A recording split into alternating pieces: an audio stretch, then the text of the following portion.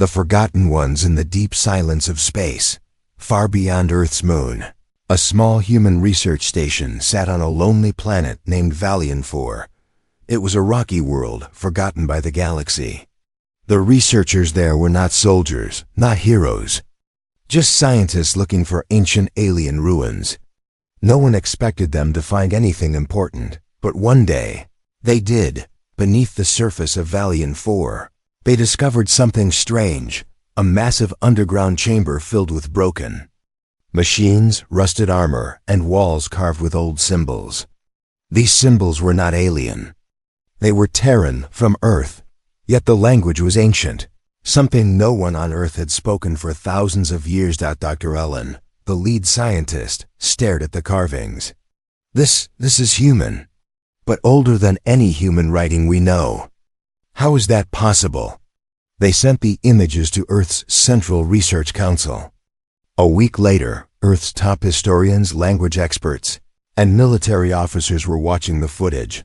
One man stood quietly among them, Commander Reed, head of Earth's Defense Council. He didn't say much, but his eyes were sharp. He had fought in 2 space conflicts, and he knew when something was more than it appeared. This isn't just history, Reed finally said. It's a warning. Far away, on the capital world of the Galactic Concord, many alien leaders laughed. At the news, humans? Said one alien diplomat with a long silver neck and glowing blue eyes. They still burn oil and argue about borders. They are not a threat, another added. Their bones are soft. Their minds are slow. They barely left their solar system. Let them play in the dirt. To the rest of the galaxy, humanity was small, unimportant. Most species had advanced space travel for tens of thousands of years. Earth had only joined the galactic network 200 years ago. They brought culture, music, and some clever tech, but nothing that made the empires worry. But not everyone was so sure. One elder alien, with skin like cracked stone, whispered to the others, "Long ago, there was a war. A great one. We wiped the records, but I remember." The Terrans were not soft then. Back on Earth, the discovery spread across media channels. People were curious, some excited, others confused.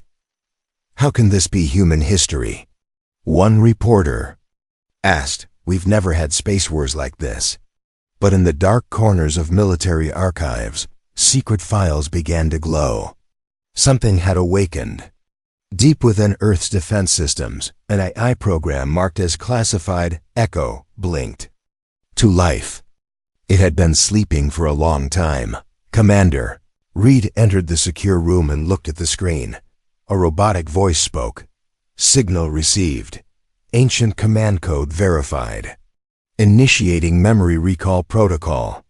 The eye displayed an image of a great war, giant ships in space, planets burning, soldiers in black armor with Terran flags on their backs. Reed didn't blink.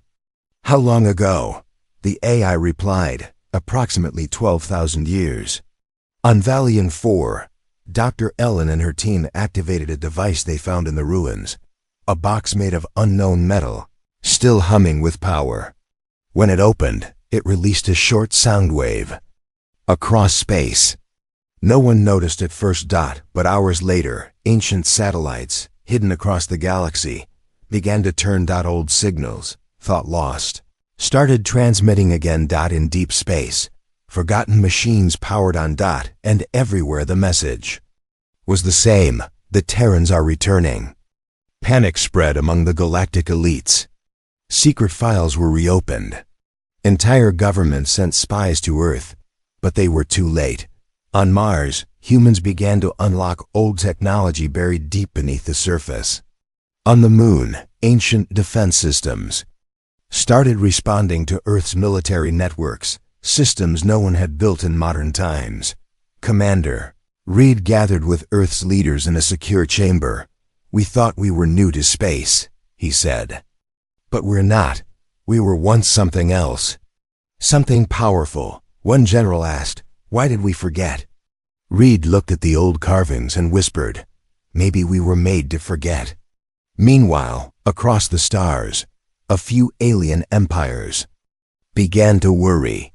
Their historians whispered stories once thought to be myths, tales of a race that rose too fast, fought too hard, and nearly destroyed everything before vanishing without a trace. One alien scholar found a banned document, written, "In fear, the humans do not fear death. They fight like cornered beasts. Do not awaken them." But it was too late. The spark had been lit. Back on Valiant 4, the research team decoded one last message from the ruins. It said, "We fell not because we were weak. We fell because we were betrayed. But we remember, and we rise."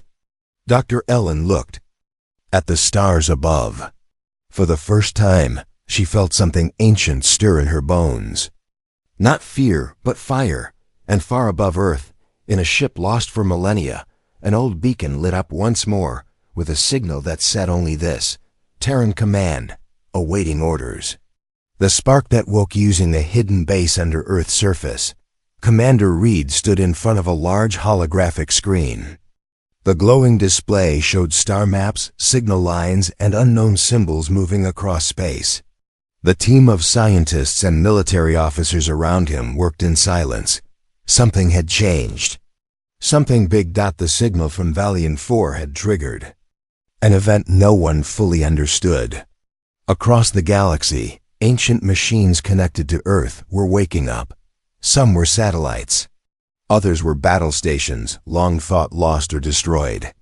These machines were sending data back to Earth. Data in old Terran code. Dr. Ellen, now part of Earth's Central Research Group, walked into the command room holding a tablet. "We've confirmed over 500 signals," she said. "There." All using the same language, a version of early human code. This was hidden in our DNA, our history, and even some of our deep space satellites. Someone wanted us to find it. Commander Reed nodded. Or they wanted us to stay asleep. And now we're waking up. At the same time, Earth's people began to feel different. In small towns, in crowded cities, even on space colonies, strange dreams began to visit humans at night. Dreams of war, of strange weapons, of starships flying in formation. Soldiers woke up with the memory of tactics they had never studied. Scientists started sketching machines they had never seen before.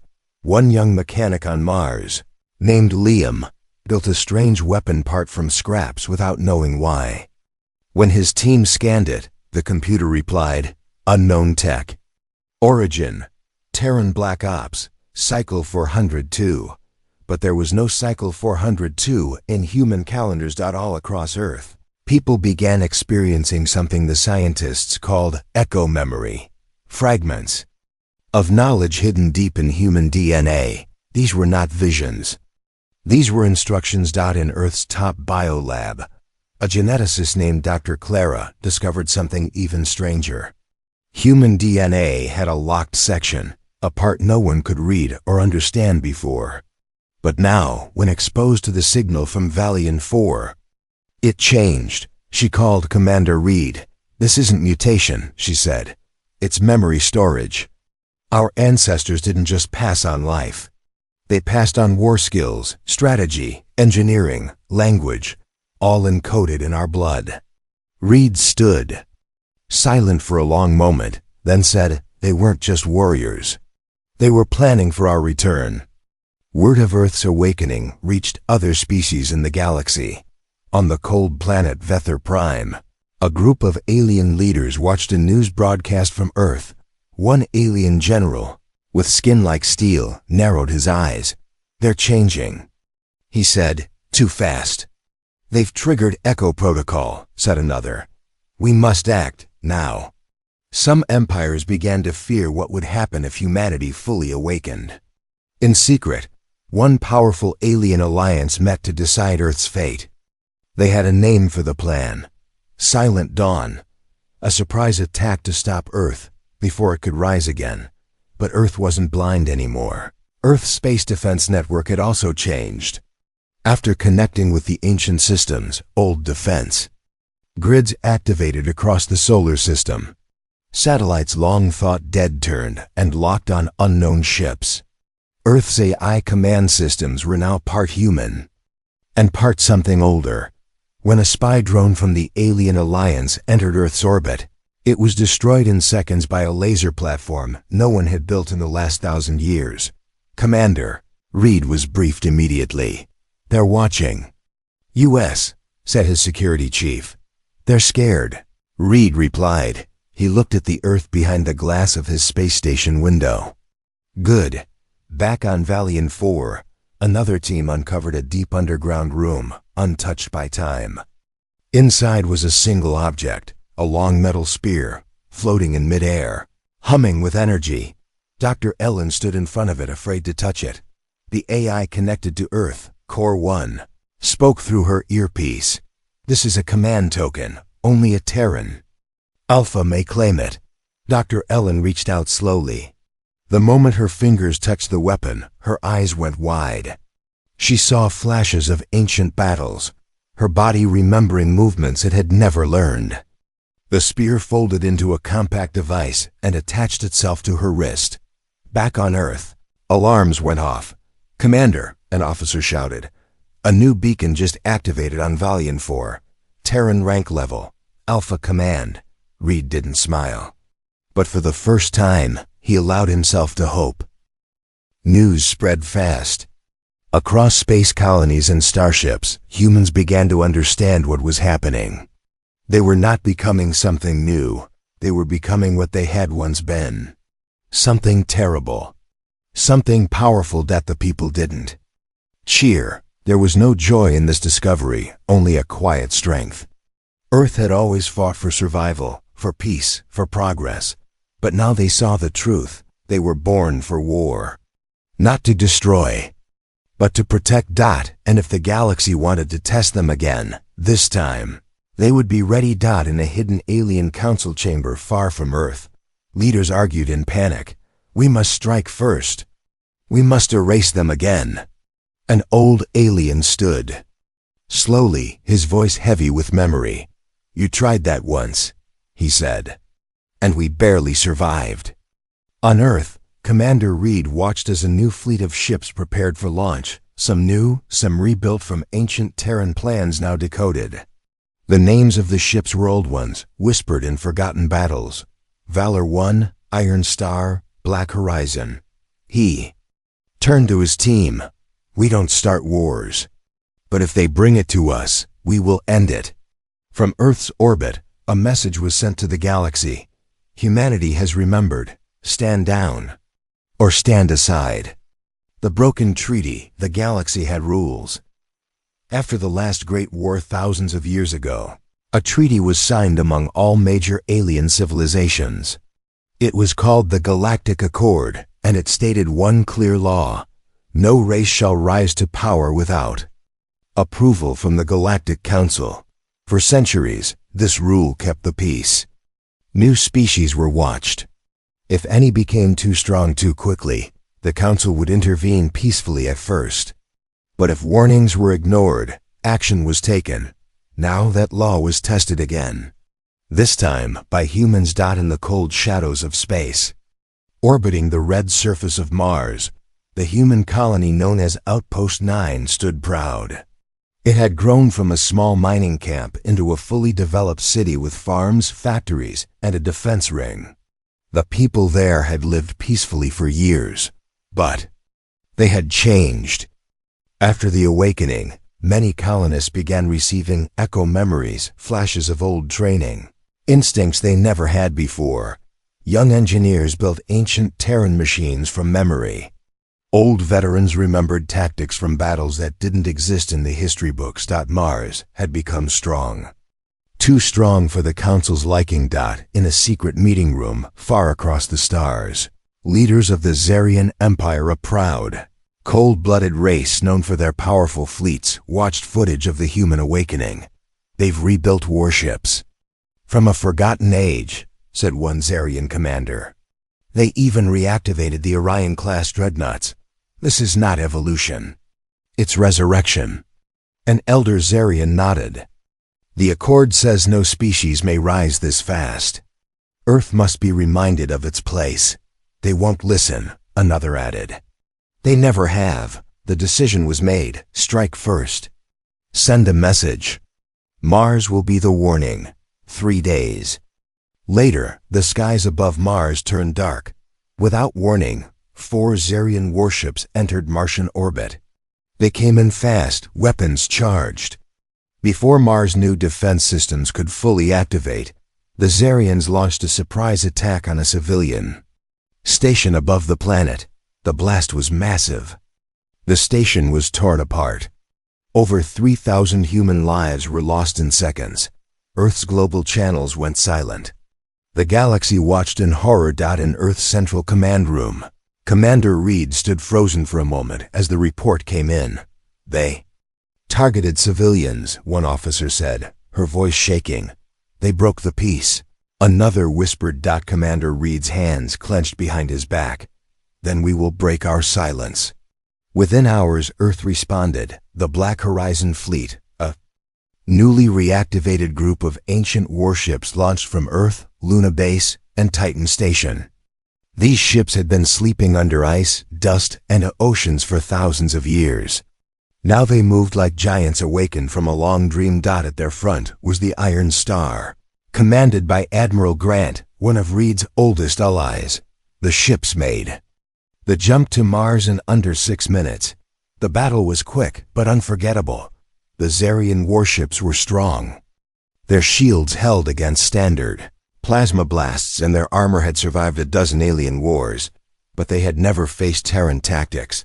Human ships didn't fight with perfect formations.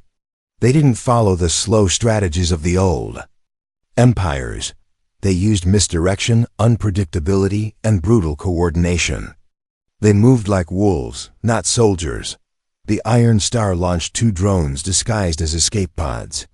When the Xerians tried to intercept them, the drones exploded, disabling their targeting systems. Moments later, human drop units boarded the enemy. Vessels. One Xerian commander screamed overcomes. They're inside the ship. We've never seen this kind of attack. In just 20 minutes, all 4 Xerian warships were destroyed or captured. The battle ended with one final message sent from Admiral Grant to the galaxy. We do not start wars, but we finish them. Back on Earth, the public held their breath. People mourned the lives lost on Mars, but they also saw something else. Unity. For the first time in human history, every nation stood together. Not for control, not for money, but for survival. For old borders were erased. The Earth Defense Pact was signed, turning humanity into one world under one command. Not to conquer, but to defend what was theirs. Commander Reed stood before the Earth Council, addressing all of humanity. We are not rising to destroy, he said. We are rising because we must. We never asked for war, but if they fear us for remembering who we are, let them fear us. Across the galaxy, opinions began to shift. Some alien races saw the humans as a threat. Others saw hope. One peaceful species, the Tarn, sent a message to Earth. When our colony was attacked by pirates, no one helped us, but your people sent aid within hours. If this is the Terran Empire reborn, we welcome it. Another alien refugee broadcasted across star channels. They say humans are dangerous, but maybe that's what the galaxy needs. A danger to those who prey on the weak. In the ruins of an old Xerian base, a captured alien admiral was brought before Commander Reed. You don't fight like others, the admiral said, his voice full of confusion. You were quiet, you played weak, but now... Reed looked him in the eye. We didn't play anything, we were made to forget. But now we remember. The admiral shivered. You were designed for peace? Then why do you fight like gods? Reed turned away. Because we fight for those who can't. In the stars above Earth, the fleet grew. More old Terran tech was recovered, restored, and upgraded. Echo memories spread faster. Soldiers trained harder. Scientists worked night and day to unlock more knowledge buried in their blood. Humanity was no longer waiting, they were preparing. The memory core deep beneath the surface of Greenlight Station, a massive human outpost built into the icy crust of Europa. Earth's scientists had gathered around a strange object, the memory core.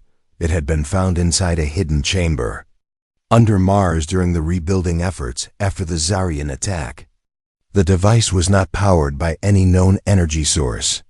It pulsed slowly, like a heartbeat, waiting to be activated. Commander Reed personally flew to Europa to see it. "What is it?" he asked. Dr. Ellen, now Earth's leading expert on ancient Terran tech, stood beside the core with a quiet expression. "It's not just a machine, it's a vault. A data container built by the first Terrans thousands of years ago. It holds their knowledge, their plans, their truth." Reed looked at the glowing pulse. "Can we open it?" Ellen nodded slowly. "We can, but once we do, there's no turning back." Earth's leadership met in a secret chamber above Luna Base. Everyone knew what the core might contain. War strategies, lost technologies, forgotten histories, and maybe something worse, secrets that were hidden for a reason. Some wanted to wait. Others feared the truth. But Reed stood up and said only one thing. "If we are to survive what's coming, we need to know who we were." The vote passed. The core would be open. In a sealed chamber, protected by drones and layers of security. Dr. Ellen placed her hand on the memory core. The moment she touched it, the pulsing light grew stronger. Symbols lit up all over its surface. The core opened with a soft hiss. A beam of light shot upward, forming a hologram, not of maps or weapons, but of a man's face. He wore a black uniform with silver stripes. His eyes were sharp but kind. His voice echoed in the room. "If you're hearing this, it means we have failed. The Terran Empire is no more, but we planned for this. We encoded our future in your blood, in your dreams, in the stars." The hologram shifted, showing images of ancient Earth, not as it is today, but as it once was. Giant cities in orbit, space elevators connecting to moons, humans walking among other races as equals, or sometimes as leaders. "We were once the shield of the galaxy." The voice continued. "We did not conquer, we protected, but some feared us, and they betrayed us." The core showed battles, fleets turning on each other, planets bombed, colonies erased. Then, one final message: they wiped our memories, shut down our machines, broke our records. But they could not kill the spirit of humanity. That spirit is you. The room was silent. Even the machines seemed to hold their breath. Dr. Ellen collapsed to her knees, tears in her eyes. "We were never weak, we were made weak." Reed stepped forward. "We were the defenders, and we still are." The core wasn't just a history file. It contained blueprints, plans for ships larger than anything Earth had ever built. It had designs for energy weapons that could cut through a planet. More importantly, it had AI companions designed to bond with Terran officers and guide them in battle. Soon, Earth's top engineers began building one of the ships from the core's memory. It was called the Sentinel-class dreadnought, and it would take months to finish. But even its skeleton was a symbol. The galaxy watched and trembled. Some races, like the Tarn and the Vasari, reached out to Earth to form alliances. They remembered the kindness of the Terrans long ago. Others, like the Zarian and the Makari, began forming a secret military alliance to crush Earth before the dreadnought could fly. The clock was ticking. While the shipyards worked, Earth's AI, rebuilt from the core's knowledge, began scanning old Terran signals spread across the galaxy. One name kept appearing in the ancient code: Project Omega. Reed brought it to Dr. Ellen's attention. She looked through the records, pale-faced. Project Omega was the last defense of the old Terran Empire, a secret weapon. Its location was never revealed. But now? Reed asked. "The core gave us part of the coordinates," she said. "The rest are hidden across 4 deep space vaults." Commander Reed called a meeting. We don't just defend anymore, he told the fleet captains. We go out, we search, we recover what's ours. He formed 4 strike teams. Each was sent to find one vault. They were called Echo Teams. Team 1 was sent to a dead moon in a forgotten system. Team 2 to an ancient Terran battlefield hidden inside a gas giant. Team 3 to a black site near the edge of a nebula. And Team 4 to a world no one had ever returned from, called Sarin 12. The missions were risky. Each vault was protected by traps, rogue defense bots, or natural disasters. But each team succeeded, barely. They returned with pieces of the full map. When the pieces were brought together, a new location appeared on the star map. A place in unclaimed space, far from trade routes. A system called Helix-9. The site of Project Omega. But before anyone could celebrate, a message arrived, not a signal, but a warning. It came from a pirate group working near Helix-9. The message was short and panicked. To anyone hearing this, turn back. The Terrans built something out there. Something alive. Something still waiting. Back on Earth, the construction of the Sentinel Dreadnought continued. In the shadows, enemy fleets prepared for war. And across the stars, the last weapon of old humanity, Project Omega, began to stir. The awakening of Omega, the system of Helix 9, was silent. It had no planets with life, no trade, and no reason for travelers to come. But now it was humanity's next destination. Deep inside that system was something left behind by the old Terrans. Project Omega. The new dreadnought, Sentinel-1, was still under final testing. But Commander Reed knew they could not wait. Time was running out. The enemies of Earth were moving faster. Reports said the Zarian Mechari Alliance had started building a combined fleet. If Earth didn't act first, they would be crushed. So Reed launched a mission. 3 heavy cruisers, 2 stealth ships, and 1 science vessel left from Titan Base, heading toward Helix-9. Their goal: reach Project Omega and unlock it before anyone else. The lead ship, Storm Chaser, entered the system first. Its sensors scanned empty space, but something felt wrong. The space around Helix-9 was quiet, but too quiet. There are no signals. Not even natural ones, said Captain Lane, checking the data. It's like the system itself is asleep. The fleet moved closer, following the coordinates given by the memory core. Finally, they found it. Floating in orbit around a broken planet was a large black structure. It was a space station, but not like any they had ever seen. It was shaped like a ring, spinning slowly. Strange metal grew from it like roots. Lights inside flickered weakly. In its center was a sealed chamber with one word written in old Terran code. Omega. Set up a perimeter. Boarding team was chosen too. Scientists, 4 soldiers, and 1 AI assistant named Nora, connected to Earth's main system. As the shuttle approached the station, Nora began scanning.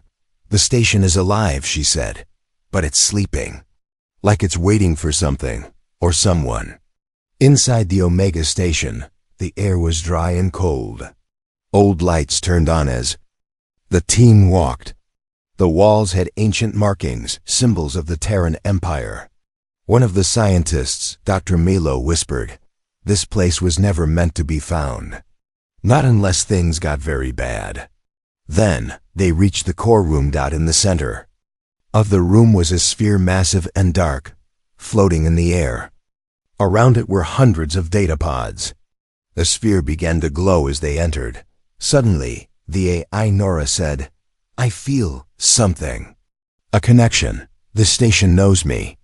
Dr. Milo looked at the sphere. "This is not just data. This is a mind. A sleeping AI." Then a voice echoed through the room. Deep, calm, and powerful. "Are you Terran?" Everyone froze. Commander Reed, watching from the Storm Chaser, answered through the comms. "We are. We are your descendants." The voice replied, "Then the time has come. Omega will rise again. The sphere lit up fully. Lights all across the ring station turned on. Giant doors opened below, and from inside the station, something began to move. It was a ship, but more than that. It was half machine, half AI, powered by tech no one fully understood. Long and sleek with black armor and golden trim.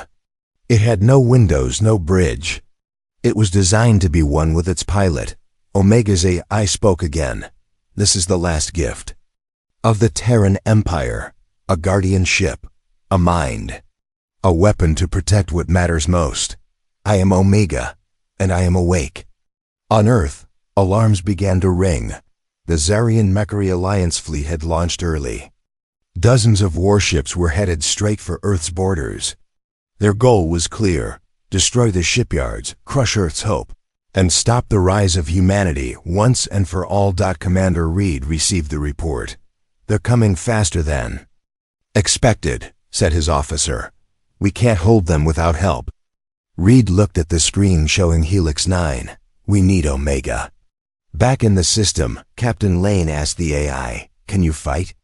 Omega replied calmly, I was made to end wars. Show me the target. Omega connected to Stormchaser systems. It downloaded all battle plans, enemy data, and current locations. Then, without a crew, without even a pilot, it moved. The ship folded space around it and vanished. It arrived near the edge of Earth's solar system in less than 2 minutes. It was faster than anything in the galaxy. Earth's defense fleet stood ready, but small. The Sentinel-1 was not fully operational. They needed time, but the enemy was already in range. As the Zarian-Mechari fleet approached, their commanders laughed. One Zarian admiral said, let them come. We'll finish what we started. Then Omega appeared. The enemy ships locked onto it, but their weapons couldn't track it fast enough. Omega's armor absorbed the first blast, then returned fire. With something the galaxy had not seen in centuries, dark light cannons, a single shot pierced through 3 enemy ships at once. The enemy fleet began to scatter, but it was too late.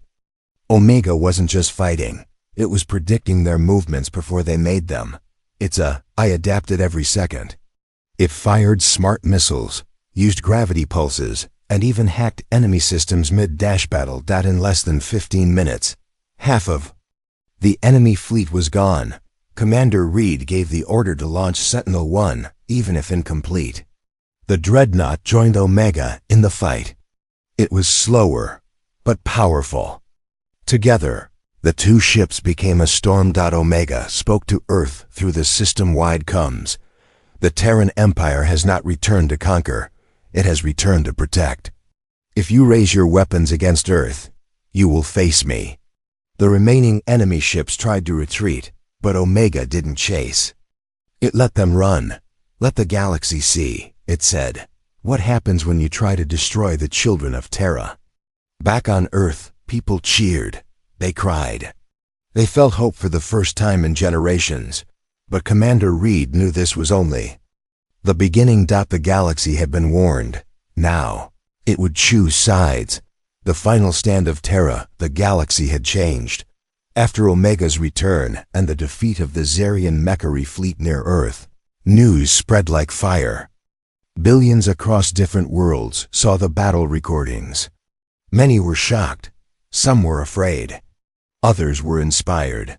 For the first time in centuries, the name humanity was spoken with respect and fear, but peace did not follow. The leaders of the Zarian-Mechari Alliance refused to surrender. Their pride was too strong. They believed Omega was only a tool, a weapon that could be destroyed. They gathered all their forces for one final push. A fleet of over 2,000 warships began moving toward Earth. They called it the Cleansing Flame. On Earth, the mood was mixed. People were proud. They had remembered who they truly were. But they were also scared. No one had faced a fleet that size in generations. The Terran Council met in secret. The question was simple: should they run or fight? Commander Reed stood before them. Tired, But unshaken, "We are no longer alone," he said. "We have Omega, we have Sentinel-1, we have allies. And more importantly, we have purpose." Then he pointed at the star map, where the enemy fleet was only a few jumps away. "If we run, now we lose everything. But if we stand, we rise." The vote was cast. Humanity would fight. All around Earth and its colonies, people got to work. Engineers, builders, AI, and soldiers all united. They began building more ships using the blueprints from the memory core. The second and third Sentinel-class dreadnoughts were rushed into production. The old Terran bunkers on Mars and Titan were reactivated. Even civilians trained to defend their homes. Messages were sent across the stars to the Tarn, to the Vasari, to the Kylari and the Juno tribes, all species that once fought beside thee. Terrans long ago. "If we fall, you fall next," the message said. One by one, they answered the call. When the enemy fleet entered the Sol system, they expected panic. Instead, they saw a wall of fire waiting for them. Earth's defense fleet was ready. 3 Sentinel-class DREADNOUGHTs. Omega, dozens of cruisers. Fighters, bombers. And warships, flying the flags of 5 alien species who had come to help. The largest space battle in modern history had begun. The enemy came in waves, firing everything they had. Their ships were powerful, but slow. The new Terran fleet moved with purpose. With every blast, another enemy ship fell. The 3 Sentinels fought like giants, each one piloted by a team of humans and guided by rebuilt Terran AI. They used advanced shields and dark light cannons from the memory core. But it was Omega that led the charge. It danced through space like a shadow, striking fast, vanishing, then striking again. It seemed to know the battle before it happened. Zarian commanders tried to outsmart it. They failed. Still, the fight was brutal. Many human ships were destroyed. The enemy used suicide runs, plasma storms, and hacking viruses to slow the Terran forces. One Sentinel ship took heavy damage and crashed into the rings of Saturn. Another lost half its crew when a Mechari boarding team broke through. Commander Reed, on the bridge of Sentinel-1, gave everything he had to hold the line. Then, the enemy flagship appeared. It was massive. A battle station almost the size of Earth's moon, covered in thick armor and armed with a super laser that could destroy a planet. It charged its main weapon. The Terran fleet moved to block it, but they were too slow. The super laser fired, aiming directly at Earth. Then Omega moved. It placed itself between Earth and the beam. Its shields absorbed the first blast. Then the second, then the third, but the fourth broke through. Omega's outer armor began to melt. Its systems failed. Lights flickered. The voice of the AI came over the coms, calm but fading. "Terra must live. I will not fail you." Then Omega launched everything it had, all weapons, all remaining energy, straight into the enemy flagship. The explosion lit up space. Both ships were gone. Silence followed. The battlefield paused. Even the Zarian fleet stopped firing, shocked by what they saw. Then, Commander Reed's voice echoed across the system. "Omega gave everything to protect us. Now we finish what it started." The Terran fleet surged forward. Backed by their allies, they pushed the enemy back. Fighters flew into the gaps. Dreadnoughts blasted open enemy walls. Alien ships fought side by side with humans.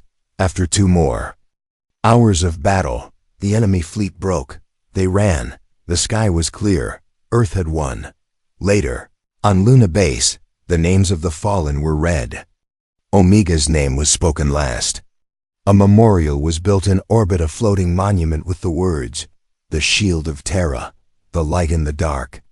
Across the galaxy, messages arrived from neutral races. Some offered peace.